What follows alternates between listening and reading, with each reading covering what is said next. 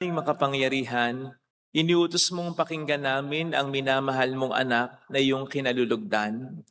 Kami naway makapakinabang sa iyong salita upang sa pagdalisay nito sa aming kalooban, kami ay lumigaya sa pagkakita sa iyong liwanag.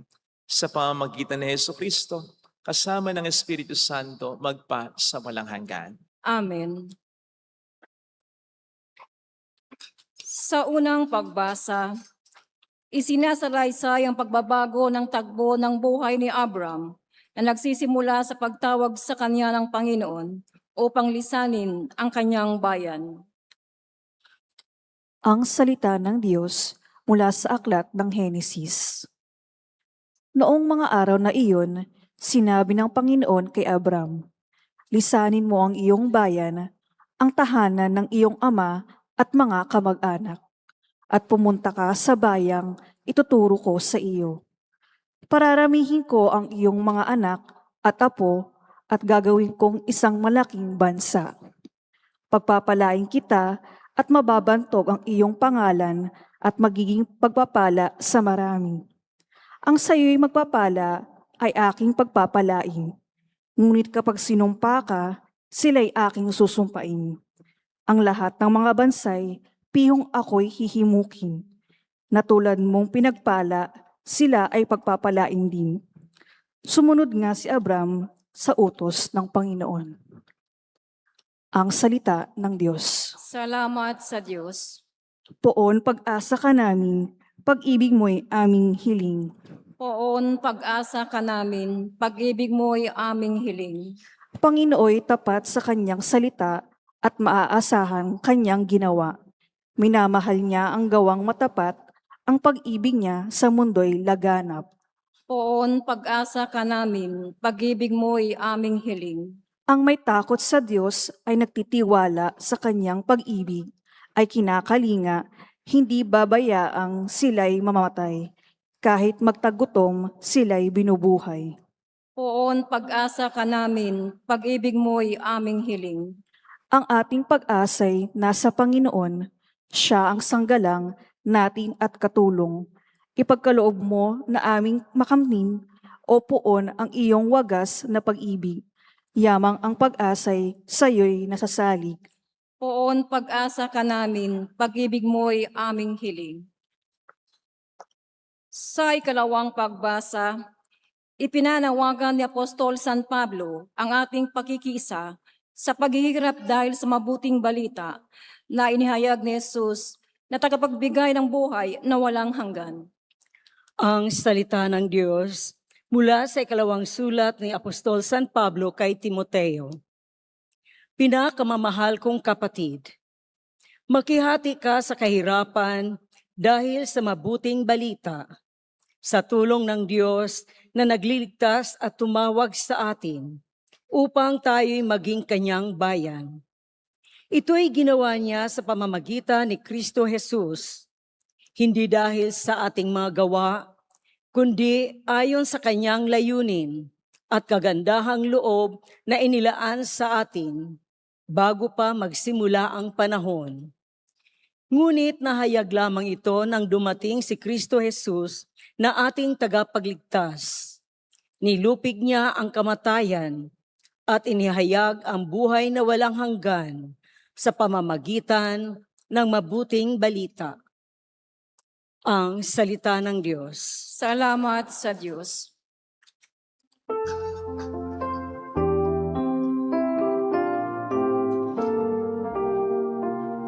Sa ulap na maliwanag, ito ang siyang pahayag ng Diyos Ama na nangusap. Ito ang mahal kong anak, dugot kong tingginang lahat. Sa ulap na maliwanag, ito ang siyang pahayag ng Diyos Ama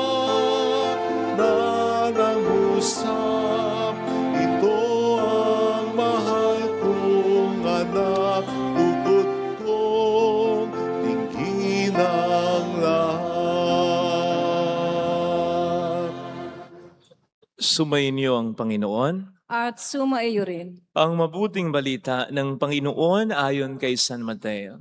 Papuri sa iyo, Panginoon. Noong panahong iyon, isinama ni Jesus si Pedro at ang magkapatid na Santiago at Juan at sila'y umakyat sa isang mataas na bundok.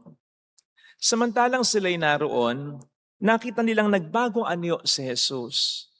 Nagliwanag na parang araw ang kanyang mukha at pumuting parang busilak ang kanyang damit. Nakita na lamang at sukat ng tatlong alagad, sina Moises at Elias, na nakikipag-usap kay Jesus. Kaya sinabi ni Pedro kay Jesus, Panginoon, mabuti pa'y dumito na tayo.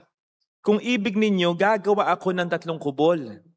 Isa sa inyo, isa kay Moises, at isa kay Elias. Nagsasalita pa siya nang liliman sila ng isang maningning na ulap. At mula rito'y may tinig na nagsabi, ito ang minamahal kong anak na lubos kong kinalulugdan. Pakinggan niyo siya. Ang mga alagad ay natakot ng gayon na lamang nang marinig nila ang tinig. Ngunit nilapitan sila ni Jesus at hinipo, tumindig kayo. Sabi niya, huwag kayong matakot. At nang tumingin sila, ay wala silang nakita kundi si Jesus. At habang bumababa sila ng bundok, iniutos ni Jesus sa kanila, huwag ninyong sasabihin kanino man ang pangitain hanggat hindi muling nabubuhay ang anak ng tao. Mga kapatid, ang mabuting balita ng Panginoon. Pinupuri ka namin, Panginoong Heso Kristo. Welcome sa Our Lady of La Salle at Quasay Parish kung saan ayos lang pong umiyak at samahan tayo ng mahal na ina sa pag-iyak at sa pagdarasal upang maging maayos ang lahat. Salamat po sa mga OFW. Salamat sa sakripisyo ninyo. Ang pulang laso na ito ay lagi naming pagpupugay sa inyo. Gayon din sa mga nagpapakabuting alagad ng batas, sundalo, police, navy. Salamat po sa inyo. Mga kapatid, siguro naman po lahat tayo ay may kanyang-kanyang tinatawag na comfort zone. Pag sinabi pong comfort zone, ito yung mga tao sa buhay natin, mga ugali natin, bagay, pangyayari, sitwasyon sa buhay natin na naging komportable na tayo. Kasi matagal na nating kasama. Kasi matagal na nating ginagawa. Kasi matagal na nating ginagamit. Matagal na nating nararanasan. So naging at home na tayo sa mga yan. Naging comfort zone na natin ang mga yan.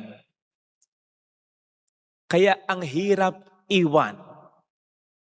Halimbawa, hindi ka na makakain sa ibang restaurant. Sapagkat dito, sa comfort zone mong restaurant, sa lagi mong kinakainan, alam mo na kasi yung o-orderin mo eh. Sa iba, mag-iisip ka pa at baka pumalya pa. Baka maka-order ka ng hindi masarap.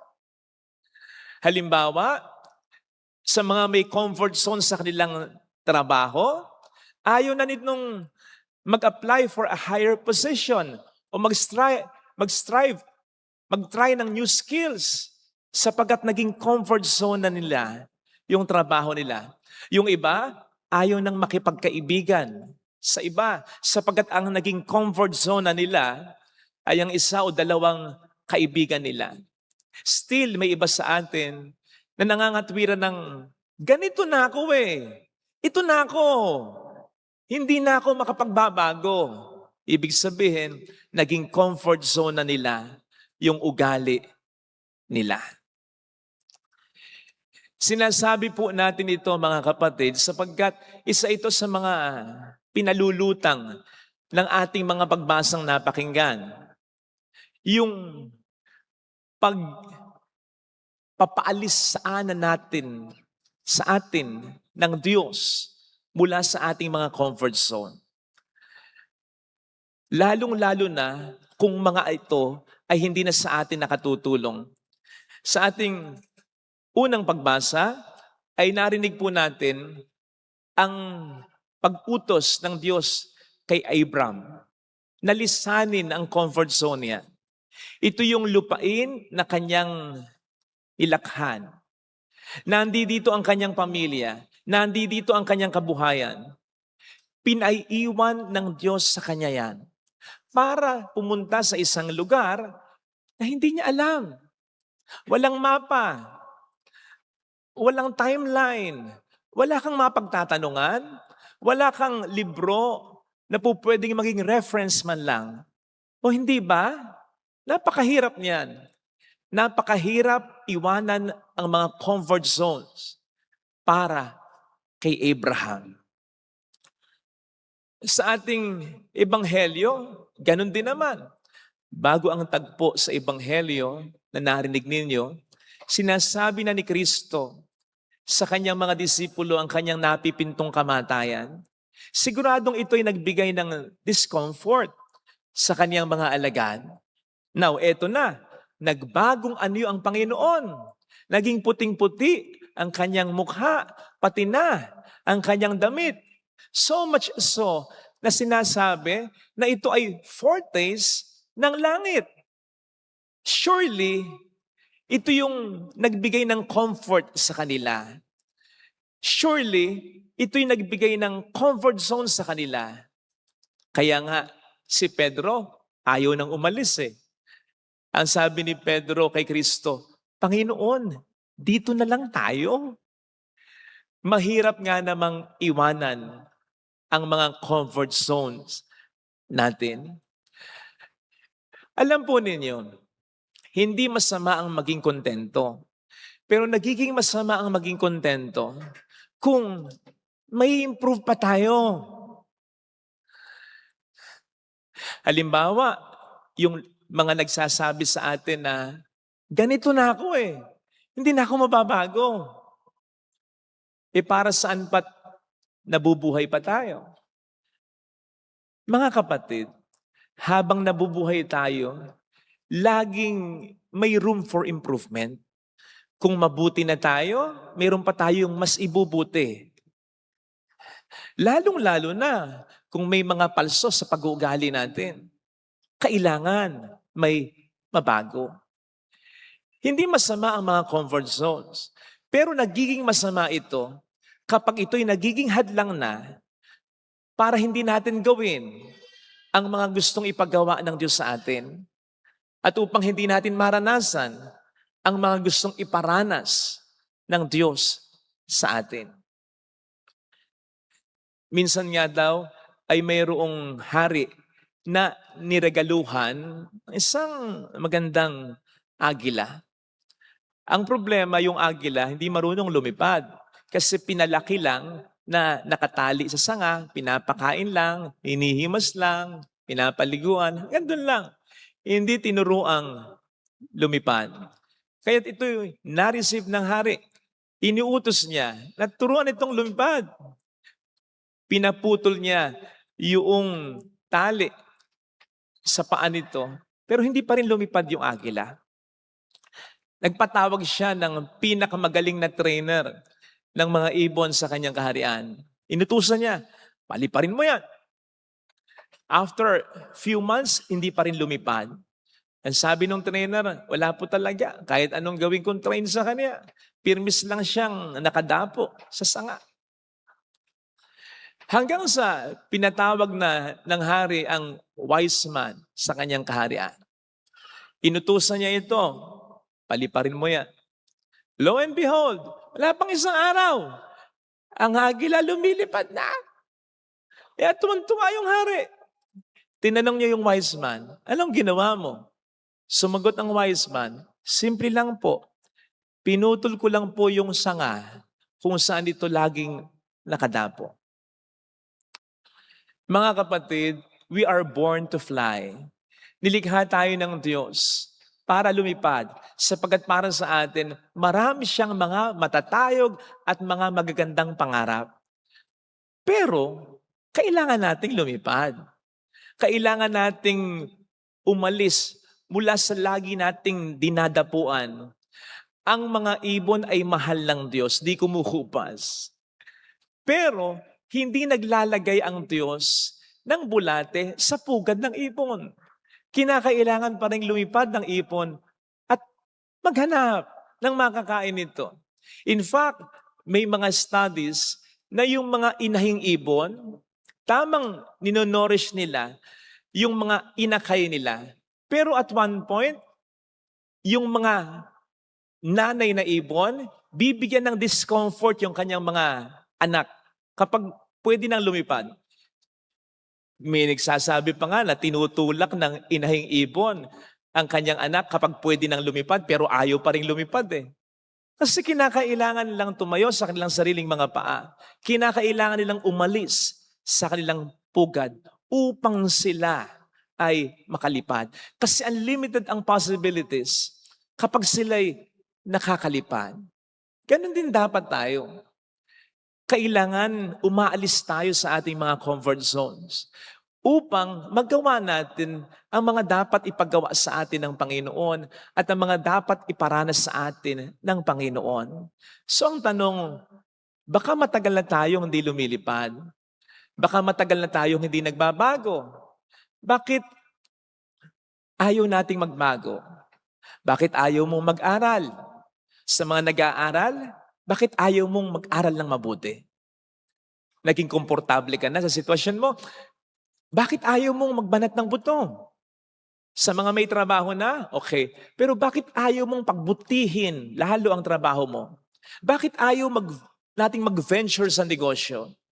Bakit ayaw mong alisin ang bisyo mo? Bakit ayaw mong alisin ang pangit na ugali mo? Yung lagi niyong pinag-aawayang mag-asawa, ano yung laging ikinasasakit ng ulo sa iyo ng mga magulang mo? Bakit ayaw magsimba ng iba kahit sinasabi nilang wala silang inaargabyado? Bakit ayaw nating tumulong? Bakit ang tulong natin hanggang sa pamilya lang natin? Bakit hindi tayo tumulong, mag-attempt na tumulong sa iba? Bakit ayaw nating mangumpisal? Bakit ayaw nating magpatawad? Bakit ayaw nating humingi ng tawad? Pakatandaan po natin mga kapatid ha, pinaalis ng Diyos si Abraham sa kanyang comfort zone in order to bless him and many people through him.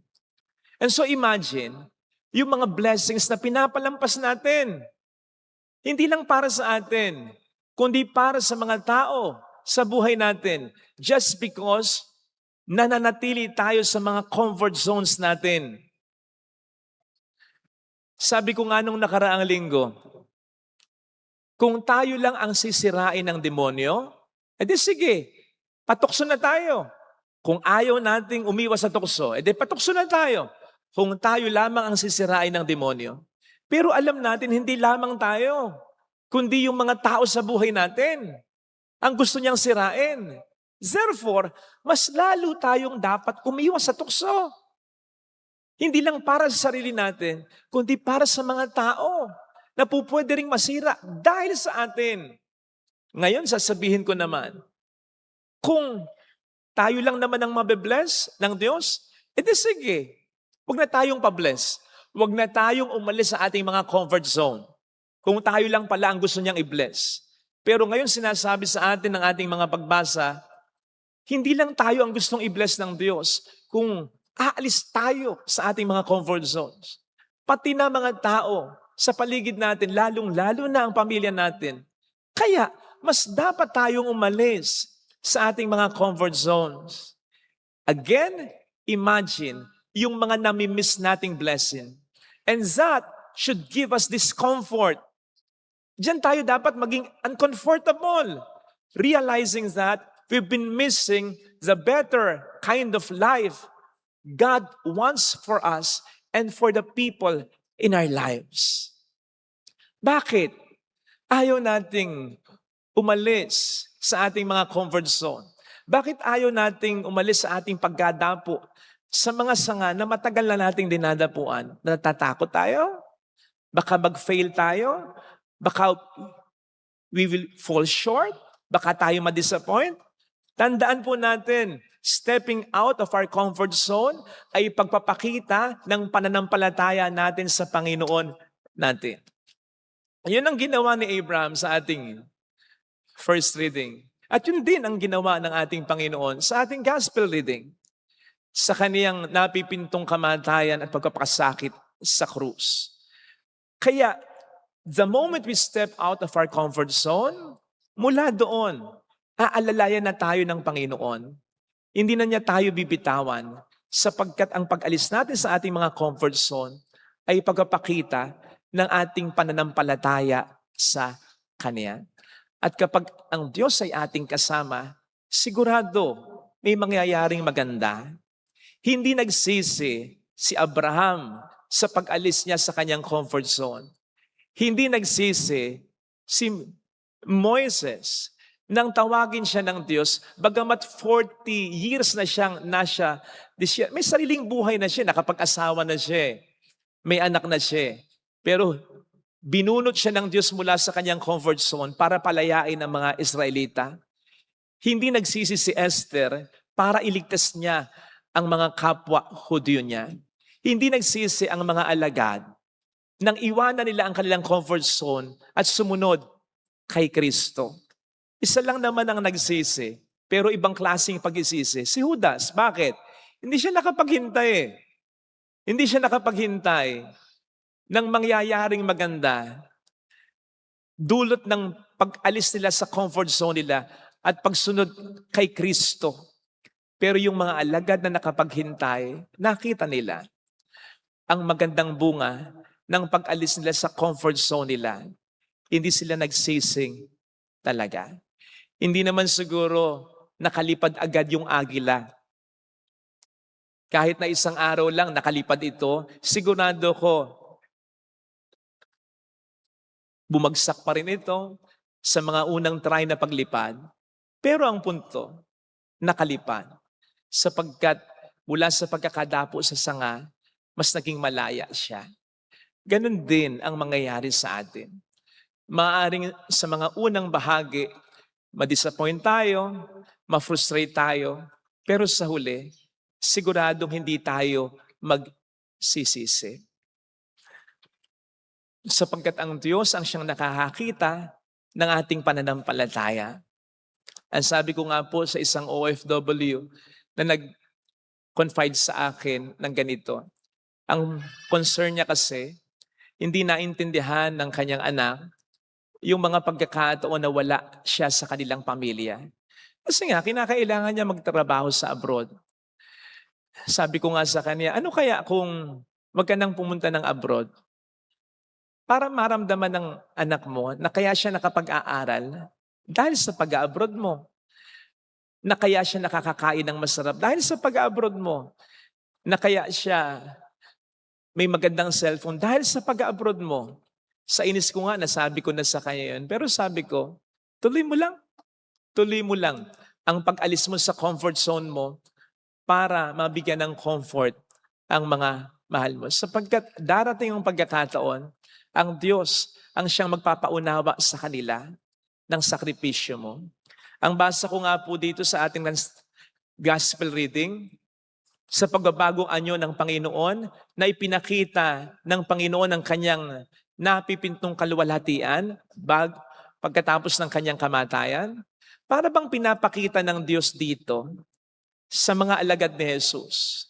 Ito yung comfort zone na give up ng anak ko para sa inyo. Ito yung kaluwalhatian na hinubad niya. Ito yung langit na iniwan niya para sa inyo. Dapat mag-sink in yun sa inyo. At yun ay maaalala ng mga alagad. Maaalala ni Pedro lalong-lalo na. Pagkatapos niyan siyang mag-deny kay Kristo nang hindi lang isang beses kundi makatatlo. Ang Diyos ang siyang magpapakita sa mga tao na dahilan ng ating sakripisyo kung papaano natin iniwan ang ating mga comfort zone para sa mga taong ito. Ito sana ang hilingin nating biyaya sa banal na pagdiriwang na ito upang hindi tayo matakot lisanin ang mga comfort zones natin. Nang sa gayon, magawa natin ang mga gustong ipagawa ng Diyos sa atin at maranasan natin at ng mga tao sa buhay natin ang mga mas magaganda niyang plano para sa atin. Amen. Ilagay natin ang ating kanang kamay sa tapat ng ating puso.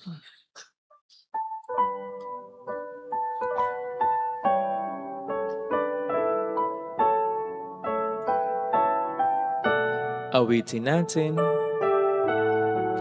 Alam kong may magagawa ang Diyos.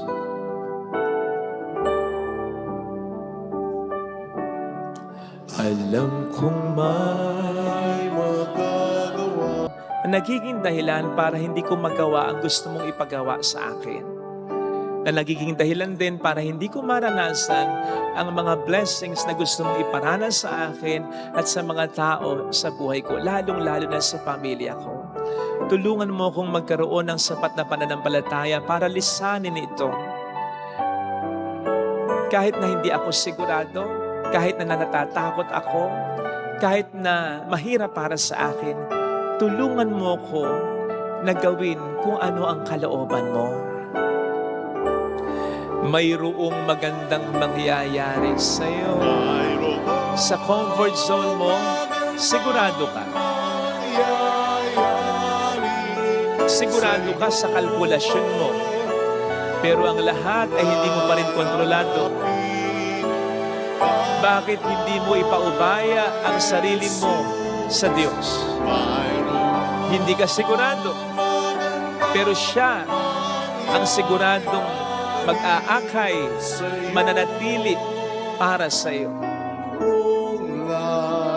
At sigurado ring magbibigay ng biyaya na kinakailangan mo at deserve mo dahil sa pagsunod mo. Papuri sa Ama at sa Anak sa Espiritu Santo. Kapara ng sa unang-una, ngayon at magpakailanman, magpasawalang hanggan. Amen.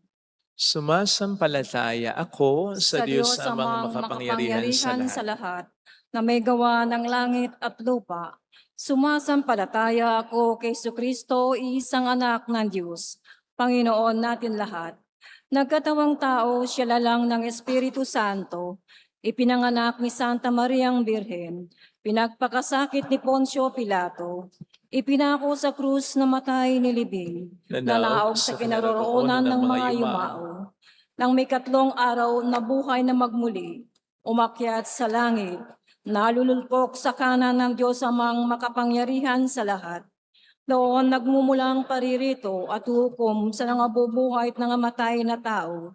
Sumasampalataya naman ako sa Diyos Espiritu Santo, sa banal na simbahang Katolika, sa kasamahan ng mga banal, sa kapatawaran ng mga kasalanan, sa pagkabuhay na magmuli na nangamatay na tao, at sa buhay na walang hanggan. Amen. Sa bawat panalangin po ang ating itutugon, Panginoon, kami iyong baguhin. Panginoon, kami iyong baguhin.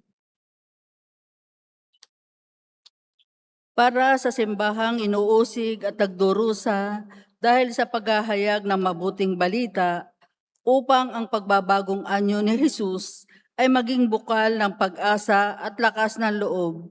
Manalangin tayo sa Panginoon. Panginoon, kami iyong baguhin. Para sa mga nasa pamahalaan upang tulad ng Panginoong Jesus, magsikap silang mabago ang baluktot na sistema ng politika at gawaing pangpubliko. Manalangin tayo sa Panginoon. Panginoon, kami iyong baguhin. Para sa mga may sakit at karamdamang sa ating pamayanan, upang sa kabila ng mga hirap ng nararanasan, ay manalig sila na sa takdang panahon. Ang lahat ng ito ay paninibaguhin ng kariktan ng Panginoon. Manalangin tayo sa Panginoon. Panginoon, kami iyong baguhin. Para sa ating lahat na nasa piging ng pagbabagong anyo, upang magsikap tayong maitatag ang lipunang matapat at marangal. Manalangin tayo sa Panginoon. Panginoon, kami iyong baguhin. Para sa mga yumao, upang makamit nila ang kaningningang walang hanggan. Manalangin tayo sa Panginoon. Panginoon, kami iyong baguhin. Iyuko natin ang ating ulo, ibulong sa Panginoon ang ating intensyon. Muli po, magmakaawa tayo sa Panginoon para sa kapayapaan sa buong mundo.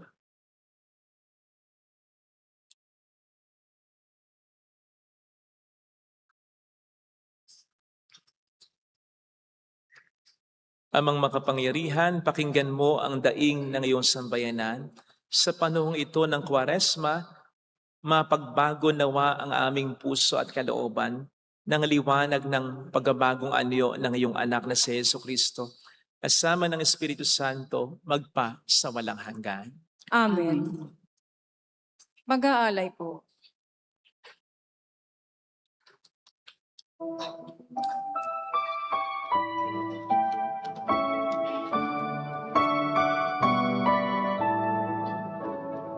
O Diyos, narito ang tanging alay ko at sa kamay mo inihandog ko alak at tinapay aming pinagpaguran maging aming buhay tanging sa'yo lamang, tanging sa'yo lamang ang tinapay na ito sana ay basbasan mo upang ang buhay na ganap ay kamtin ko. O Diyos, narito ang tanging alay ko at sa kamay mo inihandog ko alak at tinapay aming pinagpaguran maging aming buhay tanging sa'yo lamang, tanging sa'yo lamang ang alak na ito sana'y pagpalain mo ng kaligtasan mo'y makamtan ko. O Diyos, narito ang tanging alay ko at sa kamay mo inihandog ko alak at tinapay aming pinagpaguran maging aming buhay tanging sa'yo lamang, tanging sa'yo lamang ang tinapay na ito sana'y basbasan mo upang ang buhay na ganap ay kamtin ko. O Diyos, narito ang tanging alay ko at sa kamay mo inihandog ko alak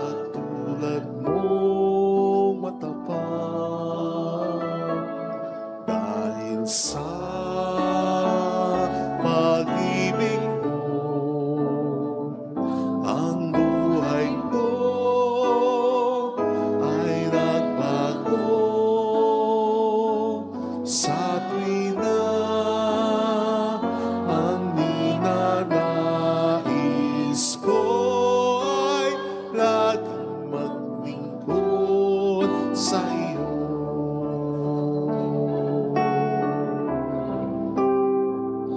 Sumasamba,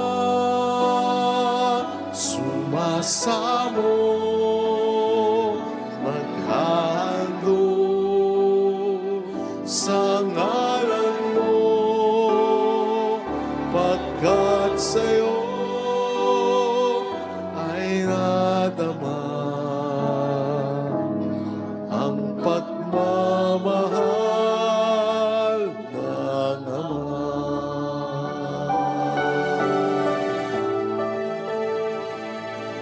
Sa iyong kabanalan, biyaya mo ay nakamtan. Sa iyo ay may kagalakan at buhay na walang hanggan. Walang hanggan, tunay kang Panginoon. Namalas ko sa Kalbaryo, buhay man ialay mo, Kristo, upang magligtas ang tao.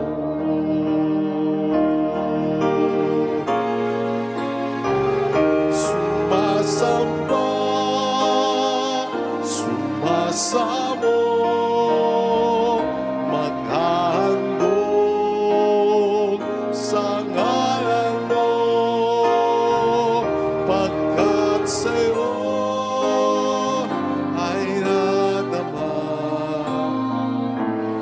ang pagmamahal ng Ama. Sumasamba, sumasamo, maghahandog sa ngalan mo, pagkat sa'yo ay nadama ang pagmamahal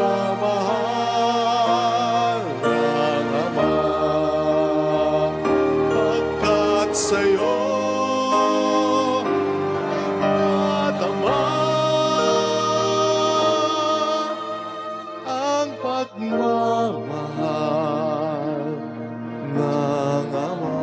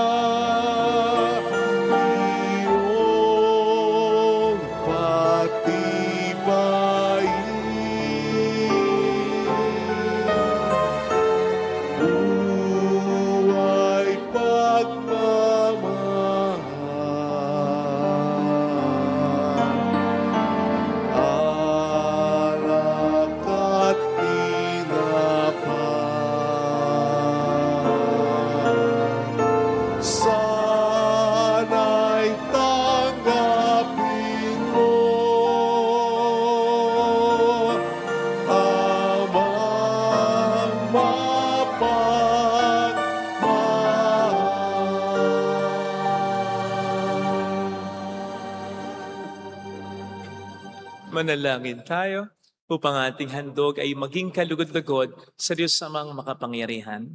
Tanggapin nawa ng Panginoon itong paghahain sa iyong mga kamay, sa kapurihan niya at karangalan sa ating kapakinabangan at sa buong sambayanan niyang banal. Ama naming lumikha, ang paghahain ito ay magdulot nawa ng kapatawaran ng aming mga kasalanan at magpabanal sa aming buong katauhan para sa pagdiriwang ng Pasko ng Pagkabuhay. Sa pamamagitan ni Jesucristo kasama ng Espiritu Santo magpasa walang hanggan. Amen. Sumainyo ang Panginoon. At sumaiyo Itaas sa rin. Diyos ang inyong puso at diwa. Itinaas na namin sa Panginoon. Pasalamatan ng Panginoong ating Diyos. Marapat na siya ay pasalamat. Ama naming makapangyarihan, tunay nga pong marapat na ikaw ay aming pasalamatan sa pamamagitan ni Jesucristo na aming Panginoon, nang may pagtapat niya sa mga alagad na siya'y laang mamatay para sa lahat, sa kanilang kanyang ipinamalas ang kanyang sariling puspos ng liwanag.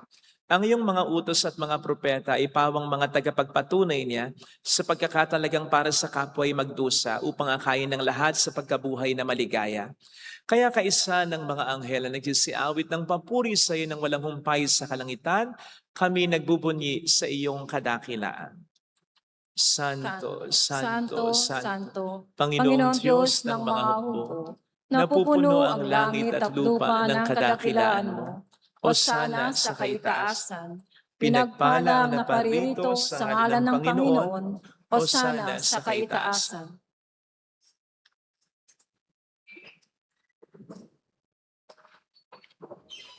Ama naming banal, ikaw ang bukhal ng tanang kabanalan. Kaya't sa pamamagitan ng iyong Espiritu, gawin mong banal ang mga kaloob na ito upang para sa amin ay maging katawan at dugo ng aming Panginoong Hesukristo. Bago niya pinagtiis ang kusang loob na maging handog, hinawakan niya ang tinapay, pinasalamatan kaniya, pinaghati-hati niya iyon, iniabot sa kaniyang mga alagad at sinabi, "Tanggapin ninyong lahat ito at kanin. Ito ang aking katawan na ihahandog para sa inyo."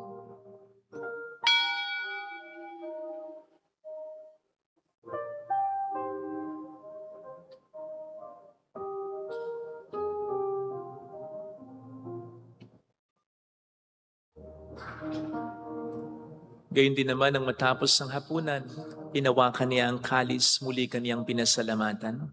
Iniabot niya ang kalis sa kaniyang mga alagad at sinabi, "Tanggapin ninyong lahat ito at inumin. Ito ang kalis ng aking dugo ng bago't walang hanggang tipan.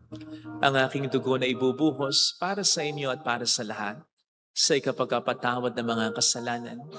Gawin niyo ito sa pag-alala sa akin."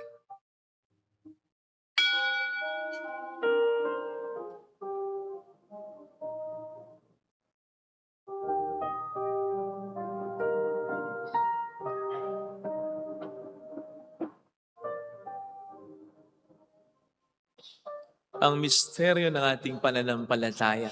Si Kristo'y namatay, si Kristo'y nabuhay, si Kristo'y babalik sa wakas ng panahon. Ama, ginagawa namin ngayon ang pag-alaala sa pagkamatay at muling pagkabuhay ng iyong anak. Kaya inialay namin sa iyong tinapay ng buhay at ang kalis ng kaligtasan. Kami nagpapasalamat dahil kami iyong minarapat na tumayo sa harap mo para maglingkod sa iyo. Sinasamo namin kami na magsasalo sa katawan at dugo ni Kristo ay mabuklod sa pagkakaisa sa pamamagitan ng Espiritu Santo.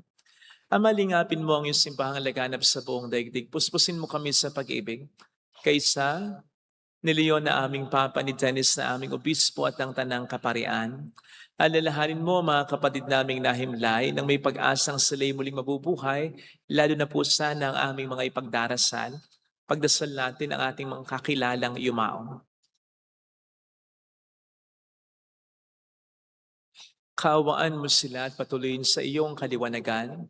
Kaawaan mo at paging tapatin kaming lahat na makasalo sa iyong buhay na walang wakas. Kaysa ang mahal na Birhen ng Lasalet, ang ina ng Diyos, Isanuse ang kabiyak ng kanyang puso lahat ng mga banal na namuhay dito sa daigdig ng kalugod-lugod sa iyo. May pagdiwang naman namin ang pagupuri sa ikararangal mo sa pamamagitan ng iyong anak na aming Panginoong Hesukristo.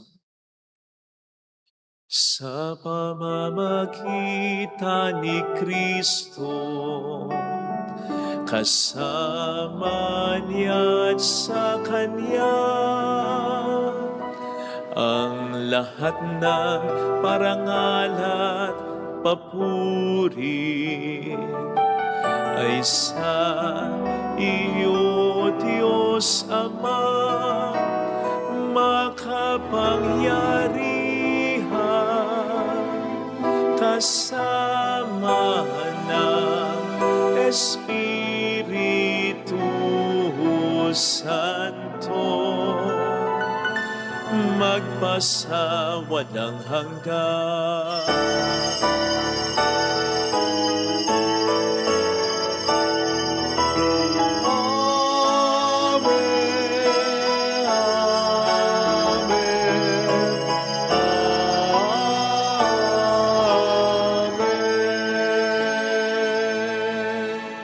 Tumawag tayo sa ating Ama.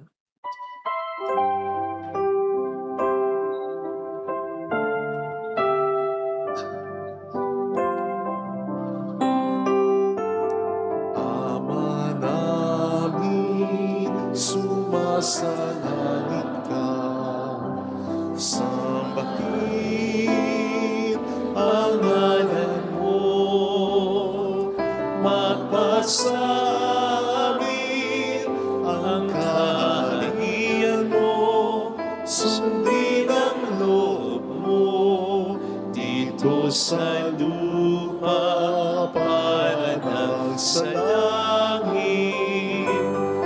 Bigyan mo kami ngayon ng aming kakanin sa araw-araw, at patawarin mo kami sa aming mga sala, para ng pagpapatawad namin sa nagkakasala sa amin, at huwag mo kami ipahintulot sa tukso, at ihadya mo kami sa lahat ng masama.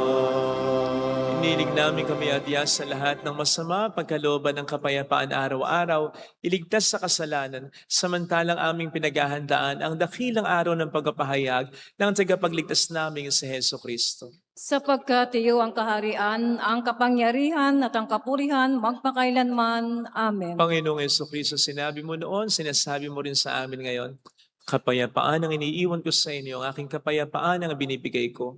Tunghayin mo ang aming pananampalataya, huwag ang aming pagkakasala. Pagkalooban mo kami ng kapayapaan at pagkakaisa-ayon sa iyong kalooban, kasama ang Espiritu Santo magpasa walang hanggan. Amen. Ang kapayapaan ng Panginoon ay sumainyo nawang lahat. At sumaiyo rin. Magbigayan tayo ng kapayapaan sa isa't isa. Kapayapaan. Peace be with you. Peace be. Kapayapaan.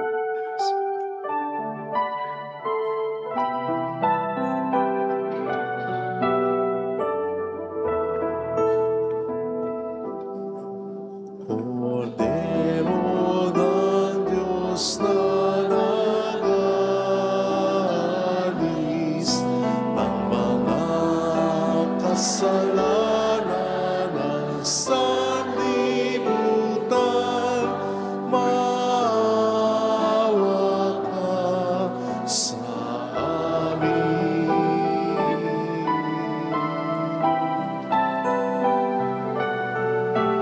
Kordero ng Diyos na nag-aalis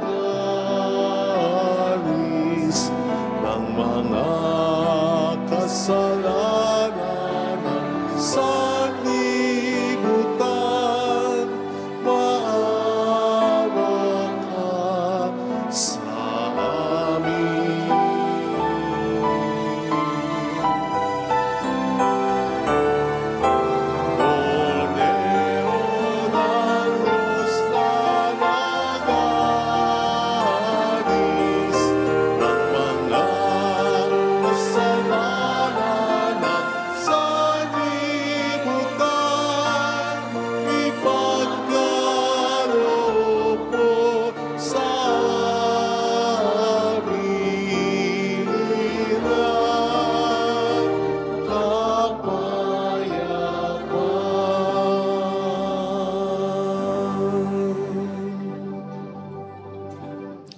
Narito sa harap natin ng Panginoon ang ating buhay at kaligtasan. Mapapalad tayong inaanyayahan. Panginoon, hindi ako karapat-dapat na magpatuloy sa iyo, ngunit sa isang salita mo lamang ay gagaling na ako.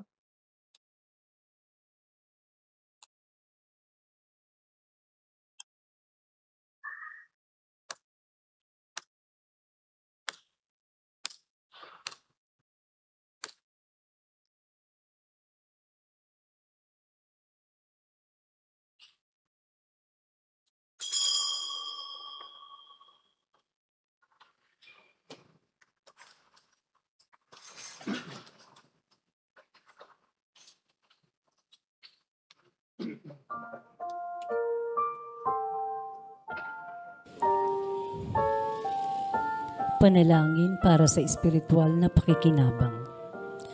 Panginoong Hesus, ako ay naniniwala na ikaw ay nasa kabanal-banalang sakramento.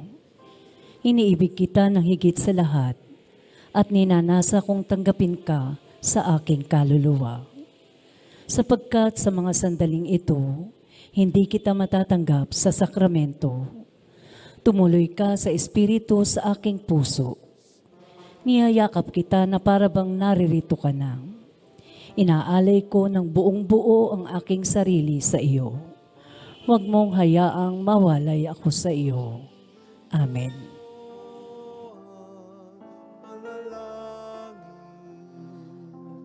Ang bayan mong dumarating, kami ngayon ay tunghayang ang hina't sugatan, nagkukulang sa pag-ibig at biyayang minamahal. Halina, aming Ama, isugo mo ang Espiritu nang kami ay matulad sa iyong anak na si Jesus. Halina, aming Ama, isugo mo ang Espiritu nang kami ay matulad sa iyong anak na si Jesus.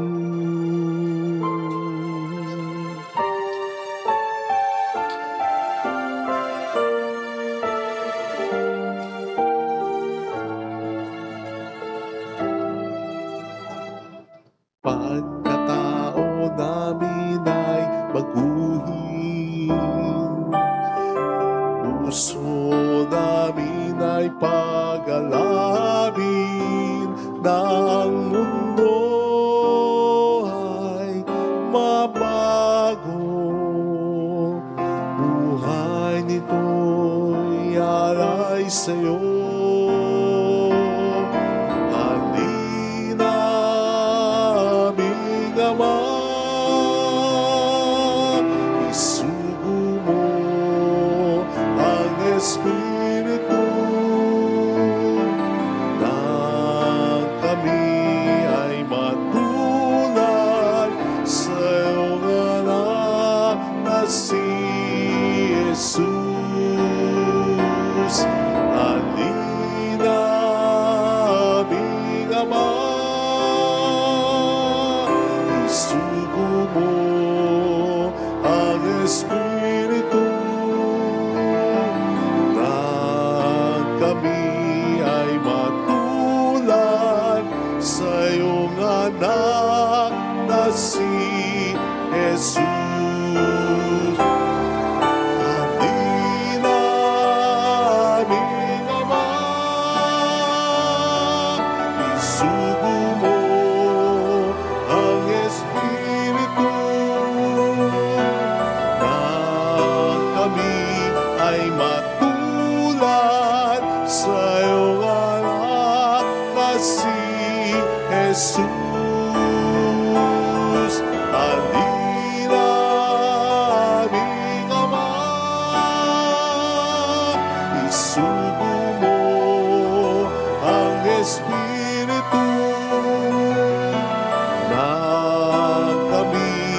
ay matulad sa iyong anak na si Jesus, na kami ay matulad sa iyong anak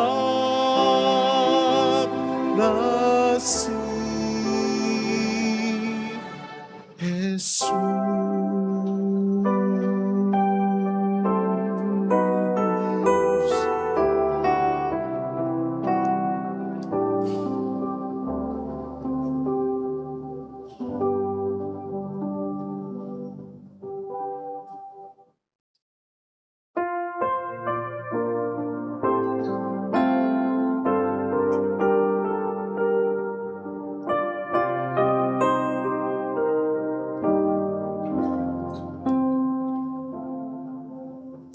Salamat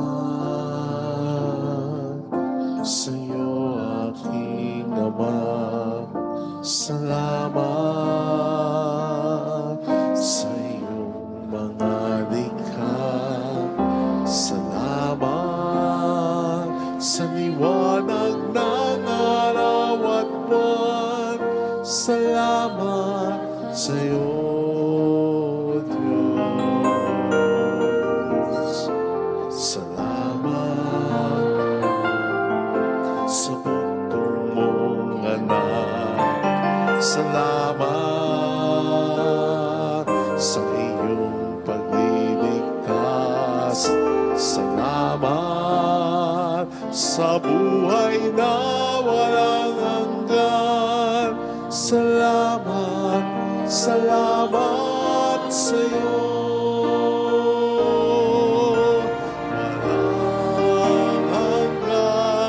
Pasasalamat at sa'yo'y aming sasambitin. Maging sa uling sandali ng aming buhay, pasasalamat sa'yo'y walang hanggan.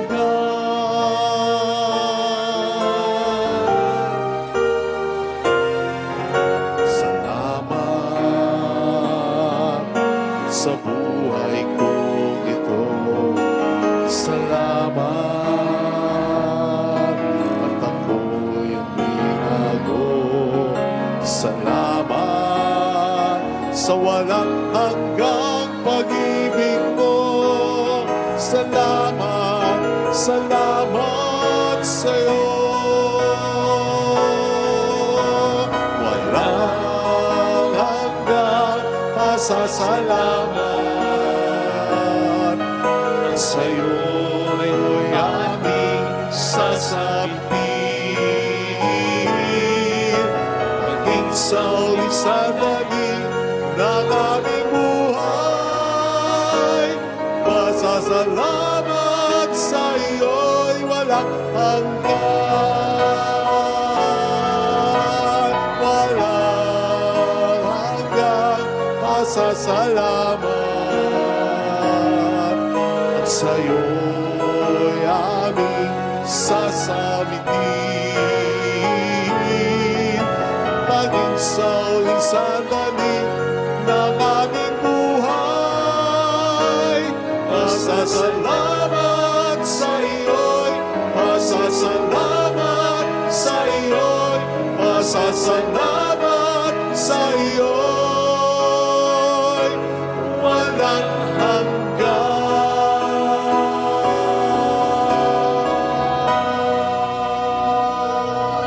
Manalangin tayo.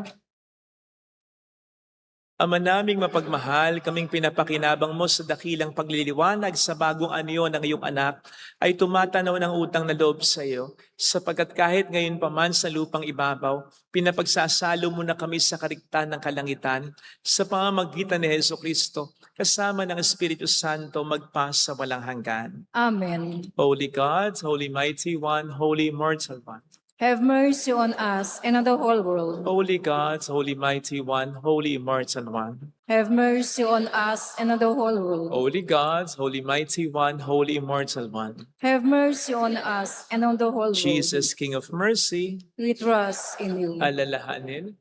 Alalahanin, O mahal na Birhen ng Lasalet, ina ng pag-asa, ikaw ang nagpaalala sa aming magbalik loob sa Ama. Ito ang nagpapatunay na ang kagandahang loob mo'y nanatiling busila. Sa pag-aaruga mo sa amin, tungkulin mo'y tinupad. Sa paanan ni Kristo, itinuring mo kaming mga tunay mong anak. Kaya ninais mong nisay huwag mapahamak. Maging sa iyong walang tigil na pananalangin, pati luhay pumatag. Huwag naman mawala ng saysay ang iyong paghihirap. Hiling nawa namin sa iyo, o aming inang liyag, na matapos ang pakikibaka namin sa mundong ito at sa pananatili naming tapat kay Kristo, sa kapurihan mo'y makibahagi kaming ganap, upang kung nasan ka ngayon ay maparoon din kaming lahat. At ang kaganapan ng kalwalatian ng Diyos ang may tuluyang matupad siya nawa. Mahal na Birhen ng Lasalet, kapag kasundo ng mga makasalanan.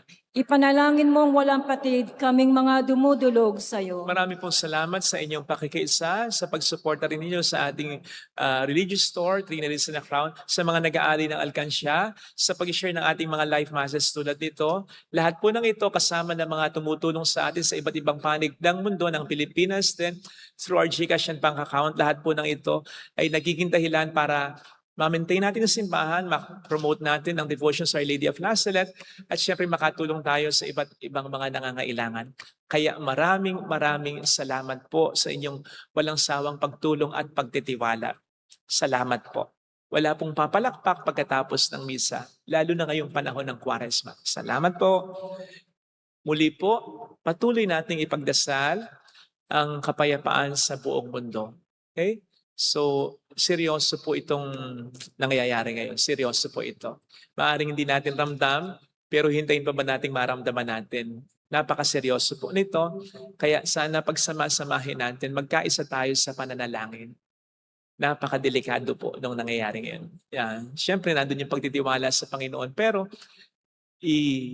ipagdasal natin lagi. Huwag natin kakalimutan mula ngayon. Pagdasal natin hanggang sa humupa na sana ang nangyayari ngayon. Salamat po. Sumainyo ang Panginoon. At sumaiyo rin. Pagpalain kayo kasama ang ating pamilya ng mapagmahal na Diyos, ng Ama at ng Anak, ng Espiritu Santo. Amen. Umayo tayo sa kapayapaan ni Kristo. Salamat sa Diyos. Salamat din po.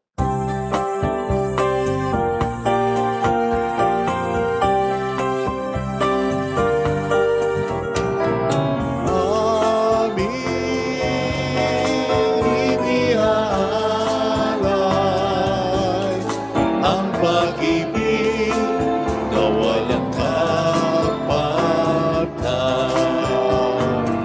O kay sarap mabuhay kung may nagmamahal, pagmamahal na tunay at laging darisay.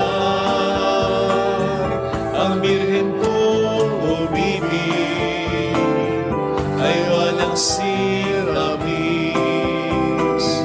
pagsintang sa kalinis, sa iyo hanggang